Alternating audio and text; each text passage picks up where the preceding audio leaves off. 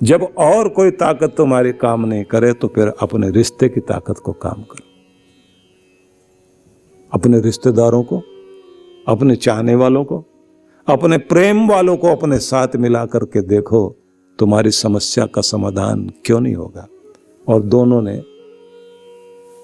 पेड़ हटाया, साइकिल निकाली, और जब बच्चा साइकिल लेके चलने लगा, पिता साथ साथ में, बच्चा पूछता है इससे भी ज्यादा कोई ताकत होती है क्या? उन्होंने कहा उसने जो पेड़ तोड़ के नीचे गिराया ना, उसकी ताकत इससे भी बड़ी होती है। तो वो कौन है? बोले भगवान। दुनिया में सबसे बड़ी ताकत परमात्मा है। इसलिए जो इंसान से नहीं बन पाए, रिश्तेदारों से नहीं बन पाए, फिर वो उससे बनता है। इसलिए आदमी को उससे संबंध जरूर बना के रखना चाहिए, और जिसने उससे संबंध बना के रखा हुआ उस पर कृपा जरूर होती है। इसलिए मैं आपको सुनाना चाहता हूं कि आखिरी ताकत, सबसे बड़ी ताकत परमात्मा की है। जब सब लोगों ने अपना अपना विचार रखा तो आखिर में व्यास ऋषि खड़े हुए। उन्होंने कहा यह माना कि धन एक बहुत बड़ी ताकत है, ये भी मान लिया कि गुणवान होना चाहिए इंसान को, वो भी एक जरूरी चीज है, और ये भी मान लिया कि इस दुनिया में जीने के लिए और आदमी को आगे बढ़ने के लिए बलवान होना चाहिए, ये भी हमने मान लिया। लेकिन इतने से बात बनेगी नहीं। व्यासो वदति अखिल शास्त्र गिराम प्रणेता, नारायण स्मरणहीन जनो जगन्य। कि मेरे अनुसार तो इस दुनिया में सबसे गया बीता इंसान वो है जो परमात्मा से हीन है। मतलब मनुष्य की देह पा करके भी और सारी चीजों में तो वो कोशिश करता रहा, पेट भी भर लिया, बच्चे भी पाल लिए, घर परिवार भी अपना बना लिया, अकड़ कर चलने के साधन हो गए। लेकिन जो अकड़ को भी तोड़ कर रख देता है, जब तक उससे अपना संबंध नहीं जोड़ा, इस दुनिया में आकर परमात्मा के नहीं हुए, आध्यात्मिक जीवन नहीं जिया। भौतिक उन्नति के साथ व्यक्ति को आध्यात्मिक उन्नति जरूर प्राप्त करनी चाहिए। जो आदमी दुनिया में भगवान को पाए बिना, भगवान का हुए बिना इस दुनिया से विदा हो जाए, तो समझ लीजिए कि वो सबसे गया बीता इंसान है। क्योंकि ये खाना पीना, बच्चे, परिवार, ये सब तो पशु पक्षी कीट पतंग सब ये काम कर रहे हैं। सबको अपने अपने बच्चे पालने होते हैं। चिड़िया भी घोंसला बना लेगी, वो भी एक घर बनाएगी, बच्चों के लिए भोजन लेकर आएगी, उन्हें बड़ा करेगी, उनको कुछ हुनर सिखाएगी, और उसके बाद में उनको उड़ाकर भेज देगी कि जाओ अपना काम अपने आप करो। बंदर भी, एक बंदरिया भी अपने बच्चे को पालती पोसती है, अपने झुंड में रखती है, उसको जो खाना पीना कमाना सब सिखा देती है। शेरों को आप देख लीजिए, शेरनी अपने बच्चे को साथ साथ लेकर जाती है, उसको जो शिकार करना सिखाती है, उसको जो डर दिखाने वाले हैं उनसे कैसे जूझना वो सब सिखाती है। और जैसे ही उसके बच्चे बड़े हो जाते हैं उसके बाद में उनको जो है छोड़ देती है, कहती है जाओ अपनी जिंदगी जियो। सब लोग, सब जीव जंतु, कीड़े मकोड़े, पशु पक्षी कीट पतंग जो कुछ कर रहे हैं, अगर वही हम कर रहे हैं तो फिर मनुष्य की योनि और पशु पक्षियों की योनि में अंतर क्या होगा? मनुष्य के पास में इससे अलग चीज है। भगवान ने सबको अलग अलग तरह की ताकत दी। चींटी के पास भी खुद के बचाव के लिए एक छोटी सी चिमटी दी, जिससे वो अपना बचाव करती है। बकरी को भी सींग दिए, गौ को भी सींग दिए, हिरन को भी सींग दिया। सबके पास में कुछ न कुछ अपने बचाव के लिए रखा। लेकिन मनुष्य को कहा कि तेरे पास अक्ल दी है मैंने, इससे बड़ा हथियार कोई नहीं, और तेरी सबसे बड़ी शक्ति ही तेरी बुद्धिमत्ता है।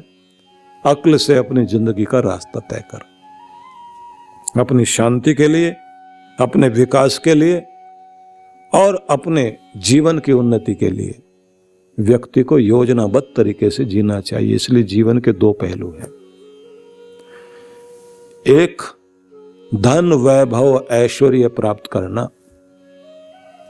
तो यहां तक कि जितनी भी बात ऋषियों ने कही थी, उन्होंने कहा लक्ष्मी संसाधन पाने के लिए क्या करें, लेकिन लक्ष्मी जिसके पांव दबाती है उसको जिसने नहीं पाया वो दुनिया में सबसे ज्यादा अभागा इंसान है।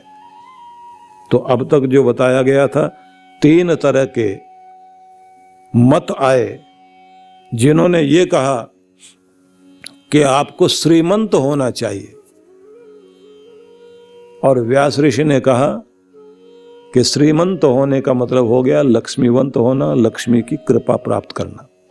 लेकिन लक्ष्मी जिनके पांव दबाती है, तुम उन्हें कैसे प्राप्त करोगे? अगर उनको नहीं पाया तो ये लक्ष्मी तो सबको चमक दमक दिखा करके निकल जाती है, फिर आपका जीवन पाना दुनिया में निरर्थक हो गया।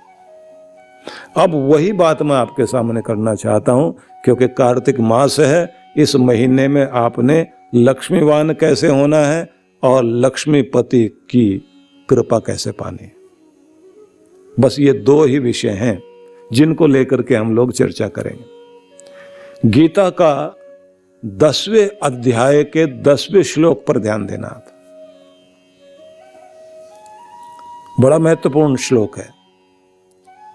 वहां भगवान ने कहा, श्री कृष्ण कहते हैं, तेषाम सतत युक्तानाम भजताम प्रीतिपूर्वकम ददामि बुद्धि योगम तम येन माम उपयान्ति ते। वे लोग जो इस दुनिया में अपने समस्त कार्यकलाप करते करते भी मुझसे हर पल जुड़े रहते हैं, जिनके जीवन की यात्रा हर दिन सुबह प्रभु के स्मरण के साथ प्रारंभ होती है और जिनकी सांझ जीवन का समापन, एक दिन के जीवन की पूर्णता, जो लोग दिन को संपन्न करने के साथ भगवान से जुड़कर उससे अपना संबंध बनाकर और फिर सोने जाते हैं, और जो लोग अपना काम करने से पहले अपने मालिक को याद करते हैं, परमात्मा को, और जो भोजन करने से पहले भोजन देने वाले के प्रति अपने मन मन में उसका धन्यवाद करते हैं, और जो अपने सुख आने पर उसके प्रति धन्यवाद करते हैं और दुख आने पर उससे रक्षा की प्रार्थना करते हैं।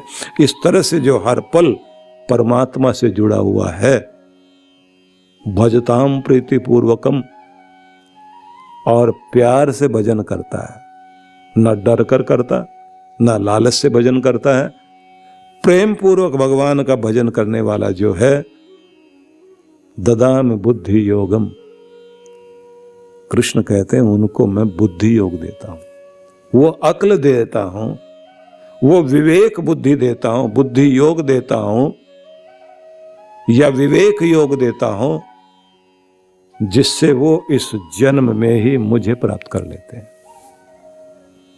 अब ये जो बुद्धि योग है, इससे केवल मात्र भगवान की कृपा पा लेना या भगवान को प्राप्त करने का आशीर्वाद देते हैं, ऐसा नहीं। इसी बुद्धि योग के द्वारा इस दुनिया में भी सफलता और परमात्मा को पाने में भी सफलता, दोनों चीजें व्यक्ति को प्राप्त होती हैं। अब ये दोनों को कैसे पाया जाए, इस पर थोड़ा विचार करते हैं। सबसे पहले मैं आप सबसे ये कहना चाहूंगा कि आप जब तक भी जीवन है, कमाना भी आना चाहिए, आपको अपने आप को स्वस्थ सशक्त बनाने की विधि भी सीखनी चाहिए, और व्यवहार में भी व्यक्ति को कुछ ध्यान देना चाहिए। ध्यान रखिए, सुख आएगा और उस समय आपके अहंकार की परीक्षा होगी। हर आदमी के अंदर एक अहम होता है, एक ईगो होती है, दुख में नहीं दिखाई देती। सुख आता है और आकर के कहता है विनम्र हो या अकड़ वाले हो। सुख आकर इंसान के अहंकार की परीक्षा लेगा और दुख आएगा तो धैर्य की परीक्षा लेगा। और जो इन दोनों को, सुख हो या दुख हो, अहंकार आने ना दे और धैर्य छोड़े नहीं, कहते हैं बस उसी को उस परमात्मा की कृपा प्राप्त होती है, जिससे वो सफल होता है, जिससे उसको बुद्धि योग मिलता है।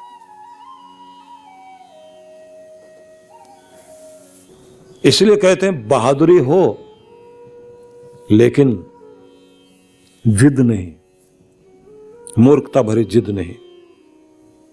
कौन सी जिद? अन्याय करने की जिद। बहादुर बनो लेकिन अन्याय मत करो।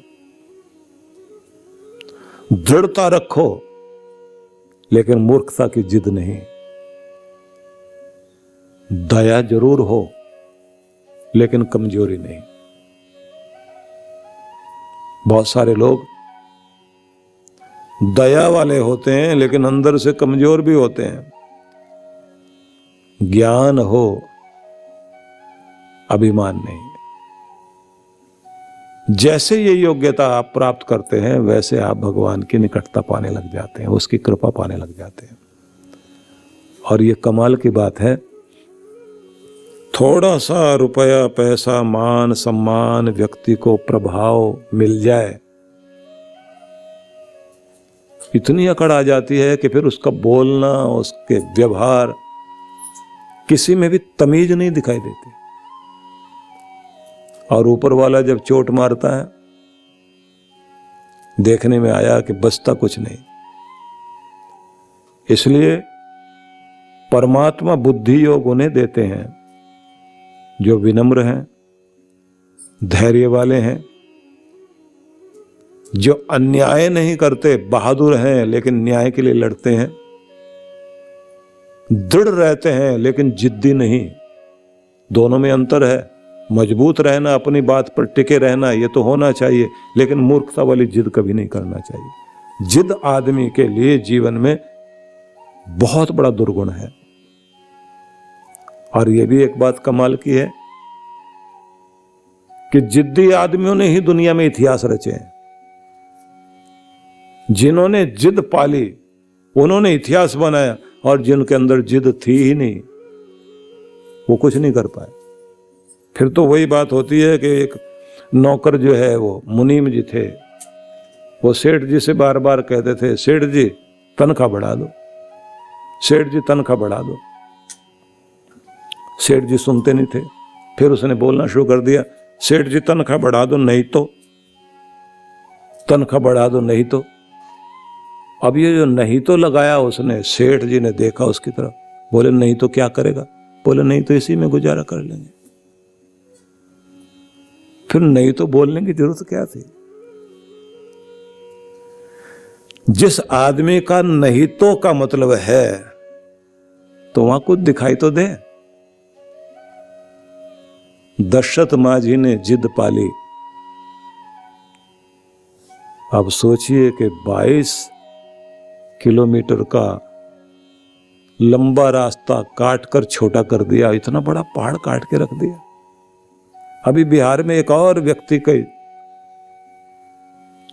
न्यूज आई है, पूरी जिंदगी लगाकर नहर बनाई उस आदमी ने, और गांव के लिए पानी लेकर आया, बंजर जमीन को हरा भरा कर दिया। एक और व्यक्ति महाराष्ट्र के मिले जिन्होंने जिद पाली अपने यहां कि मैं अपने आसपास के 200 एकड़ भूमि जितनी भी है उसमें दुनिया भर के फल, दुनिया भर की सब्जियां और फसलें उगें, और वहां कोई भी इस तरह का यूरिया खाद वगैरह या विदेशी खाद प्रयोग नहीं करूंगा, और सारी जगह को कीड़े मकोड़े, मच्छर, वायरस से रहित करूंगा। पूना में एक संस्था ने उनको सम्मानित किया। उस मौके पर मैं भी वहां पर था, तो आश्चर्य लगा। पूछा मैंने, कर कैसे पाए? उन्होंने कहा यहां जिद होनी चाहिए। अगर ठान लिया तो फिर व्यक्ति पूरा करता जरूर है। आप रोज समाचार देखते हैं, ऐसा व्यक्ति राजस्थान में जहां चारों तरफ रेत ही रेत है, वहां एक व्यक्ति ने इतनी तरह के खरबूजे, तरबूज और सूखी जमीन के अंदर सिंघाड़े पैदा कर दिए, और दूर दूर से लोग देखने आते हैं। साल की 1 करोड़ रुपए का खुद का फायदा हो रहा है। दिमाग भी लगा रहा है, जिद भी है।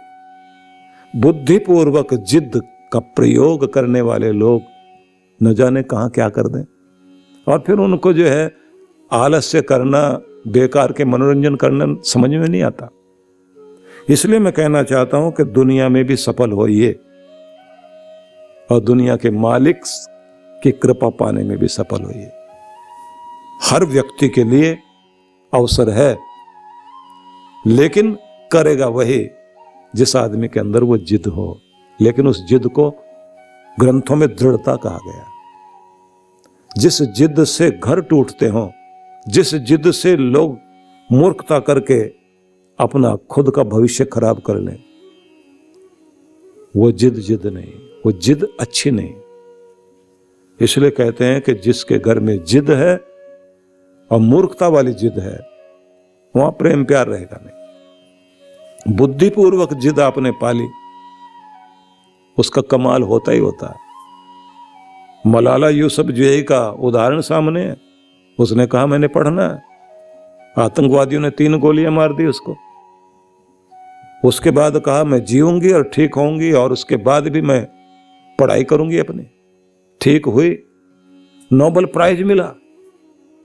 प्रश्न ये नहीं है कि वो किस देश की बेटी थी, प्रश्न है कि एक बेटी थी जिसके अंदर एक जिद थी। नेल्सन मंडेला 27 साल तक जेल में बैठा रहा। जिद अद्भुत, कितना भी अत्याचार हुआ टूटा नहीं, अपने देश का राष्ट्रपति बना। इसलिए मेरा यह निवेदन है कि आप अगर कुछ भी बड़ा करना चाहते हैं तो दृढ़ता अपनाइए, सांसारिक सफलता के लिए आवश्यक है। और अगर आप परमात्मा के कृपा पा करके सफल होना चाहते हैं तो वहां भी एक जिद होनी चाहिए।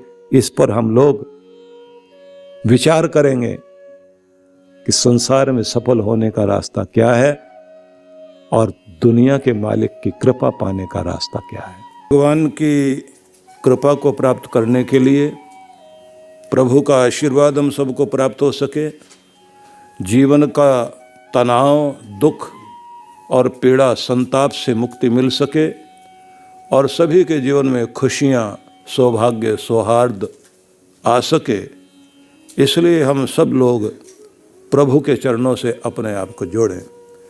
जैसे कि मैंने कल आपसे कहा था कि भगवान श्री कृष्ण ने 10वें अध्याय के 10वें श्लोक में गीता में ये कहा, तेषाम सतत युक्तानाम भजताम प्रीतिपूर्वकम ददामि बुद्धि योगम तम एन माम उपयांति ते।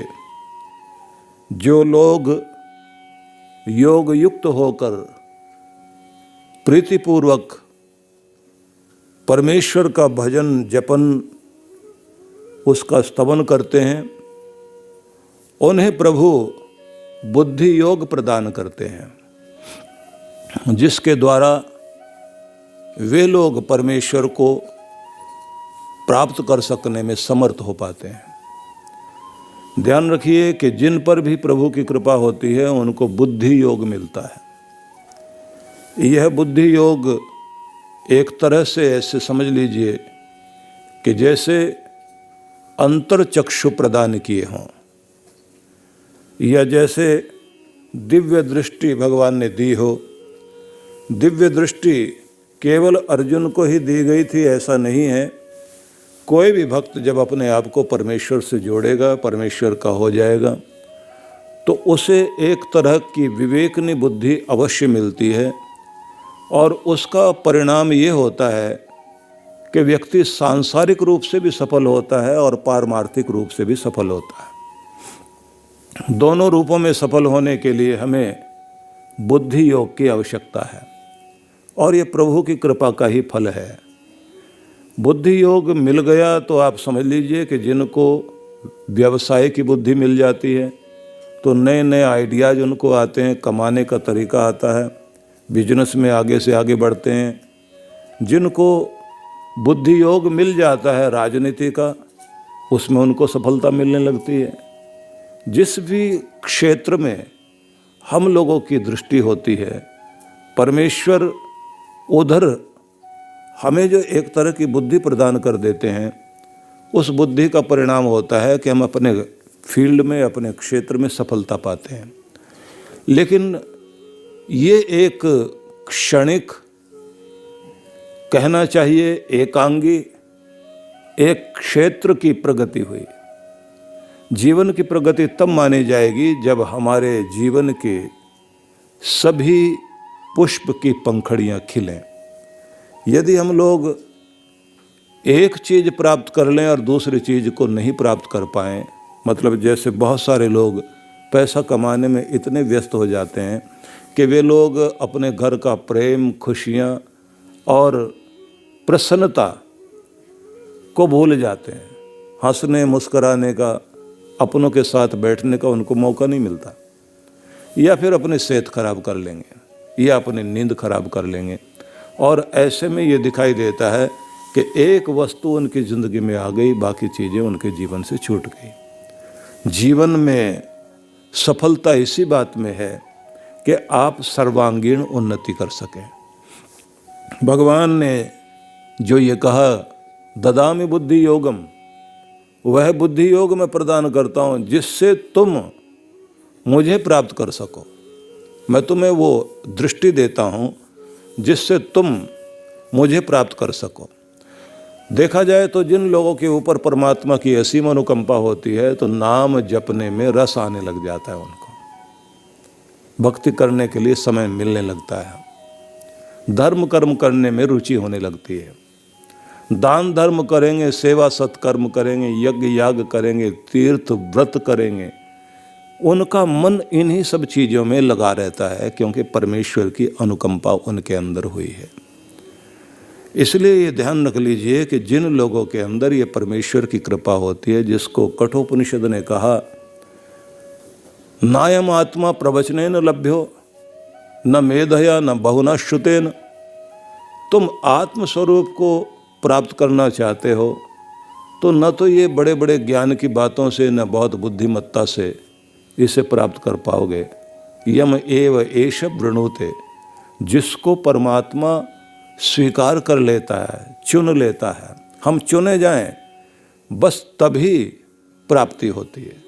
तो चुने जाने का मतलब ये हो गया कि अपने आप को इस लायक बनाइए कि भगवान हमें स्वीकार करें, हमारी सेवा को स्वीकार करें, हमारे भजन को स्वीकार करें, हमें स्वीकार करें कि तुम मेरे भक्त हो।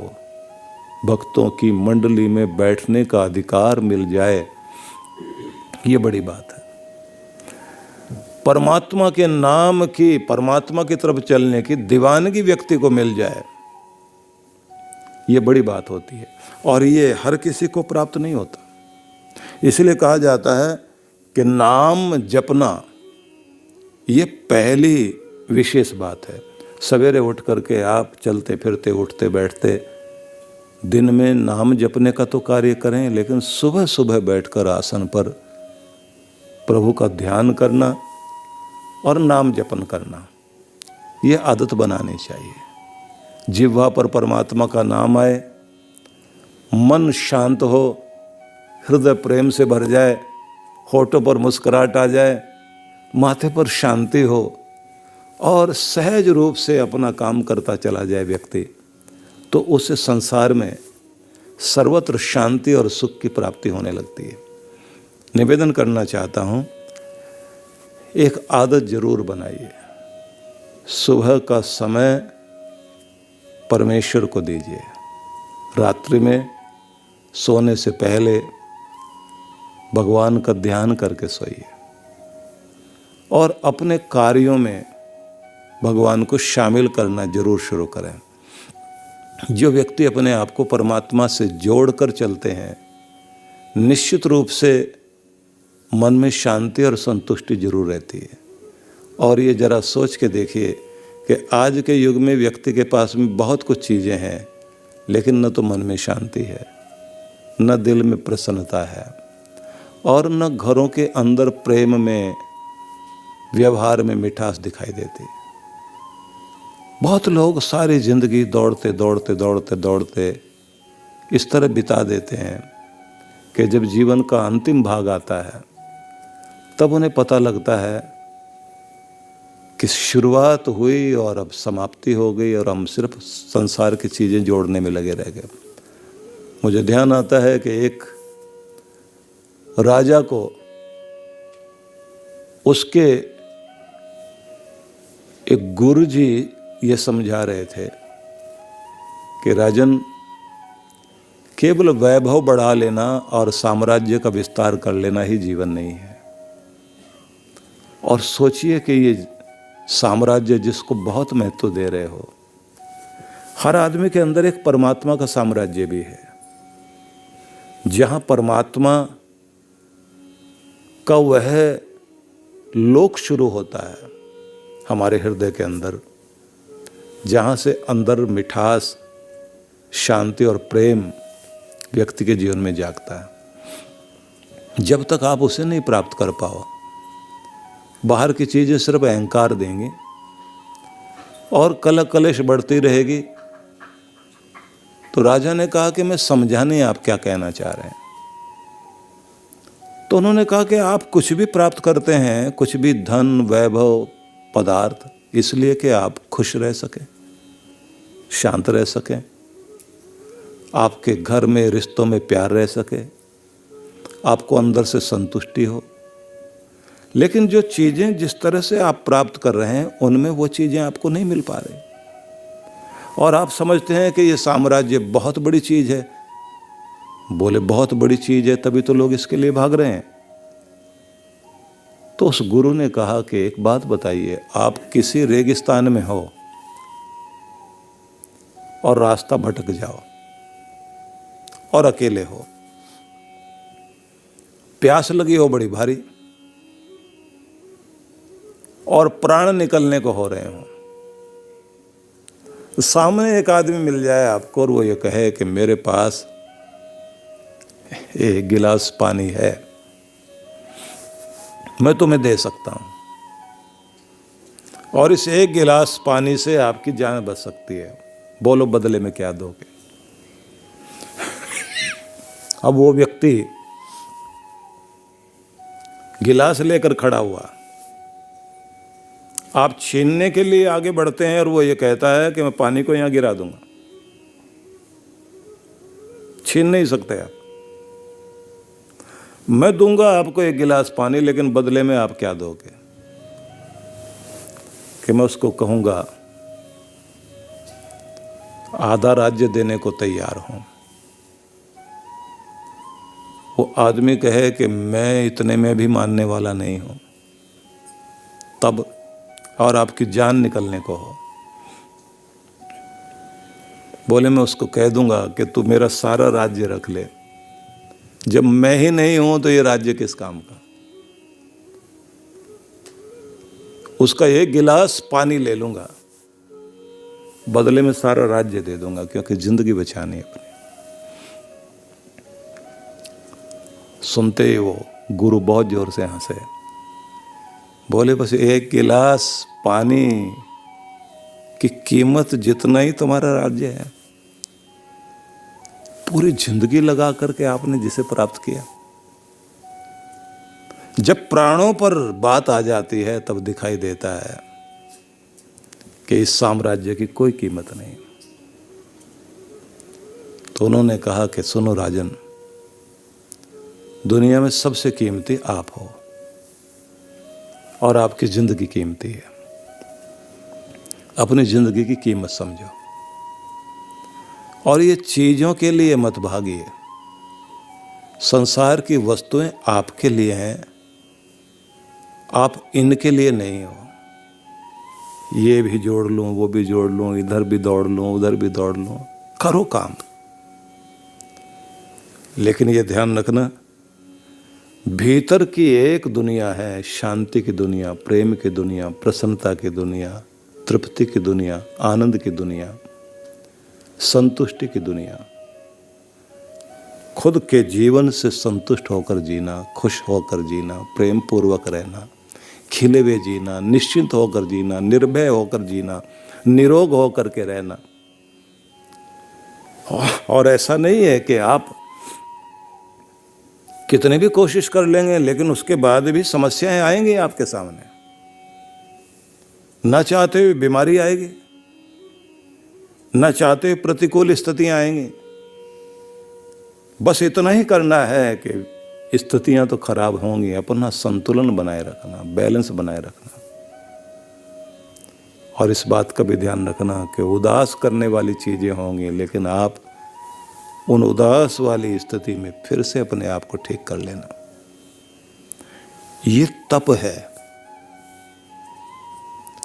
यही सीखना होता है। महान पुरुष यही तो बताते हैं। छोटे से बच्चे के सामने समस्या होती है, छोटी सी बात पर रो देगा, चीखने चिल्लाने लग जाएगा। कुछ लोग बड़े होकर के भी बच्चे जैसे ही रहते हैं, कुछ भी हो गया रोएंगे, चिल्लाएंगे, दुखी होंगे। कुछ वे भी हैं कि बड़ी से बड़ी बात होने के बाद भी दुखी नहीं होते हैं, खुद को संभाले रखते हैं, दूसरों को भी संभालते हैं। शरीर से वो बड़े नहीं हैं, अंदर से बड़े हुए हैं। आदमी को बड़प्पन अपने अंदर से लाना होता है, बाहर से देखने से।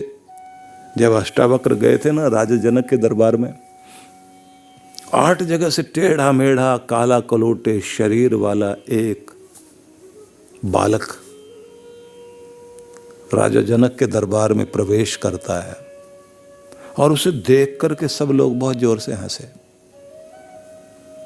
तब उसने जो कहा था वो आश्चर्यजनक बात थी। अष्टावक्र ने कहा कि आप लोग किस बात पर हंस रहे हो? तो सबने कहा कि तुम्हारा ये टेढ़ा मेढ़ा शरीर। तो अष्टावक्र ने उस समय 2-3 शब्द बड़े अद्भुत कहे। बोले, मुझे आप सबको देखकर हंसी आ रही है। मैं समझता था कि आप आत्मा को जानने वाले, परमात्मा को जानने वाले लोग हो, आप तो चमड़ी के पार की लोग हो। और उसने कहा,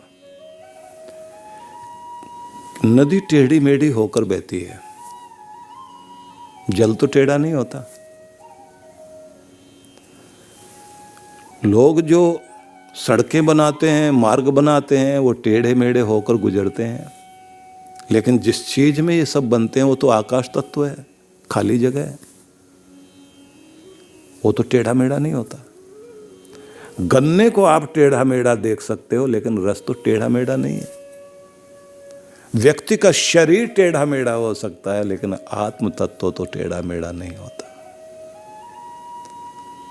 और उसके बाद राजा जनक ने उसको देखते और उसकी बातें सुनने के बाद अपनी पत्नी से कहा कि जिस गुरु की तलाश मुझे थी वो आ गया। मैं क्या बताना चाहता हूं आपको कि बाहर से आप चाहे राजा की तरह लगते हो या रंक की तरह दिखाई देते हो, अमीरी भीतर की है। भीतर की अमीरी अगर आपके अंदर है तो आप जहां भी बैठे हैं तो आपकी वस्तुएं मिलें बिछड़ जाएं, आपकी अमीरी नहीं जाएगी। आपकी मस्ती, आपका आनंद, आपको उसी तरह से जीवन चलता रहेगा, क्योंकि संसार में 2 तरह की धाराएं हर पल चलती रहती हैं, एक आंख में आंसू और एक में मुस्कान। इससे तो भागा नहीं जा सकता। जितना हम अपने अंदर अपने आप को मजबूत कर लेंगे, उतना ही जीवन जीने में आसानी होगी। इसलिए कहते हैं ना, देह धरे का दंड है, सबको वो को होए। शरीर धारण किया है तो इस शरीर धारण करने का मतलब है सुख दुख तो होंगे, गर्मी सर्दी सहनी पड़ेगी, मान अपमान मिलेगा, गरीबी अमीरी जिंदगी में आएगी, उतार चढ़ाव जीवन में रहेंगे। ये शरीर के साथ है ही। देह धरे का दंड ये, सबको वो को होए, ज्ञानी भुगते ज्ञान से, मूर्ख भुगते रोए। जब आपके अंदर वो ज्ञान जागता है तब आप सारी स्थितियों में अपने आप को संभाल कर शांत होकर चलते हैं। तो जरूरी है अपने आप को अपने परमात्मा से जोड़ना, और जोड़े रखने का तरीका है, सबसे पहले नाम जपना आना चाहिए। नाम जपना इसके लिए जरूरी नहीं है कि आप सारा दिन आसन पर बैठे और काम धंधा छोड़ दें। एक तो छोटी सी सिमरनी हर किसी को अपने पास रखनी चाहिए। 27 मनकों की सिमरनी, आपको जब भी मौका मिले, चल रहे हैं कहीं तो निकाल करके सिमरनी और आप जपते हुए जा रहे हैं। क्योंकि किसी वस्तु को जब आप हाथ में लेते हैं तो उसका प्रभाव, मतलब क्रिया, कोई भी एक्शन आप कर रहे हैं, उसके साथ आपका मन जुड़ जाता है। चलते फिरते हुए माला जप रहे हैं, जब आप कोई काम करने लगे हैं तो प्रभु को स्मरण करते हुए अपने काम को शुरू करें और कहें, प्रभु मेरे अंग संग रहना। भोजन करने लगे हैं तो धन्यवाद देना। किसी भी दृश्य को देखें, उस दृश्य में परमात्मा की याद आए,